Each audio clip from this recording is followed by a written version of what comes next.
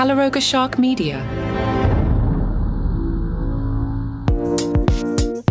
Hello, I'm Johnny Mac with 5 good news stories. Recently, it was the Florida Man Games, described as the most insane athletic showdown on Earth. The event kicked off with the Star-Spangled Banner played on electric guitar. Then some spectators sipped canned beers and frequently shouted expletives as a dozen teams battled in contests inspired by real events from Florida. James won the first event, which was wolfing down a plate loaded with barbecue pork and sausage. He chugged a beer to celebrate. He gave a great quote. He said, "They're calling these events. I'm calling this Tuesday afternoon." Another event, dueling in muddy water in an inflatable pool, pummeling each other with weapons made from pool noodles and duct tape. Another was a theft simulation relay in which competitors raced with bicycles, copper pipes, and catalytic converters. Larry trained for the relay race by riding a bike around his neighborhood with a second bike strapped to his back. More events, wrestling sumo style while holding pitchers of beer, running from an actual sheriff's deputy while jumping fences and avoiding obstacles. Another event, grabbing cash, flying around in simulated hurricane winds. Joshua Barr was on Team Cooter Commandos. They worked on getting fan support for the Cooter Commandos with Facebook posts showing the team chugging Pabst Blue Ribbon beer, jogging in jean shorts and mirrored sunglasses. Barr said, "We might be taking it more seriously than most people. You just kind of have to be part of the joke at this point. So much fun." Nice job by Aries, the 3-year-old dog. The dog, with its owners, was in a car accident and ran to the one place she knew to get help, doggy daycare. Doggy daycare was about a mile away from the crash, according to the local TV station. The dog's owner said no one was injured and there was minor damage to the vehicle, but nice job there, doggy. Are you psyched for the Great American Total Solar Eclipse on April 8th? I am. The last one, like 5 years ago, I went to Nashville where it was a beautiful sunny day. I had rented a car just in case the weather was bad. There wasn't a cloud all morning, and right as the moon blocked the sun, there was one cloud. It sounds like I'm making it up, but I lost hard. I had a friend across town who was like, "Oh, Eclipse was amazing." I was like, "Yeah, I had the one cloud." A local and I were standing there watching, doing mental math. It's like 3 minutes before the eclipse, and we're watching this one cloud, and we're both doing the calculations. We were like, we're hosed, right? Yep, but there's nothing to be done. So I'm looking forward to this one. You'll be able to see it in Mexico, Texas, all the way up to Maine in the U.S., Ontario, and the Maritime provinces in Canada. AccuWeather has released its initial forecast for the event. According to them, southern Texas and areas of the Ohio Valley and the Great Lakes should have clear weather. Again, weather forecasts can change. Don't take this as gospel.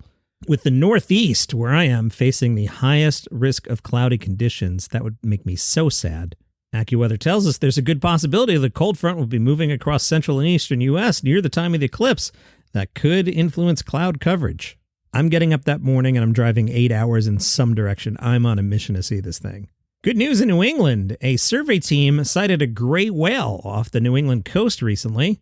Why is that interesting, Johnny Mac? Well, the great whale has been extinct in the Atlantic for more than 200 years. What? Yeah. Aquarium scientists were flying and they spotted a gray whale. They circled around for 45 minutes to be like, "Is that a gray whale? Yeah, I think that's a gray whale." It's a gray whale. Orla O'Brien is an associate research scientist at the Anderson Cabot Center for Ocean Life at the New England Aquarium. Orla said, "I didn't want to say out loud what it was because it seemed crazy." Gray whales are regularly found in the North Pacific, and you can tell it's a gray whale because it doesn't have a dorsal fin. It has mottled gray and white skin and a dorsal hump, followed by pronounced ridges, obviously. Aquarium scientists believe this gray whale is the same gray whale that was spotted in Florida late last year, possibly participating in the Florida Man Games. The Washington Post says writings from 1729 was the last time a gray whale was sighted in the area. That is nuts. Good news, Kevin Bacon is back home. No, not that guy. This is a pig named Kevin Bacon. Now, I feel like I've spoken about a pig named Kevin Bacon before. I'm not sure if this is the same Kevin Bacon or if you have a pig, that's just what you name it. Anyway, a Wisconsin homeowner helped lure Kevin Bacon the pig back home with a trail of Oreos. Kevin Bacon the pig, 450 pounds, had escaped. And this pig is crafty. It waited till the owner had left town for the weekend. Kevin Bacon the pig made it a mile down the road. A guy named Jake said, "My wife spotted an unusual shaped figure on our driveway camera walking along our garage. My wife started feeding him right away. That's what she does with any animal that comes in our backyard. Apparently, Kevin Bacon the pig had some apples, rice cakes, tomatoes, carrots, and they had to figure out, whose pig is this? Magically, a friend of theirs recognized Kevin Bacon the pig and told them who the owner was. The owner asked the family, could they lure Kevin Bacon the pig back to the property, suggesting this could be easily accomplished by offering the pig some cookies, marshmallows, and other sweets. Deputies from the sheriff's department got involved in this. It worked. It took 2.5 hours, but it worked. And that's your 5 good news stories for today. If you enjoy the program, tell a friend about it. They might like it too. You can share the program on social media. You can give 5 stars on Apple Podcasts. Oh, and I keep forgetting to do this. I also host a podcast 7 days a week. It's called Daily Comedy News.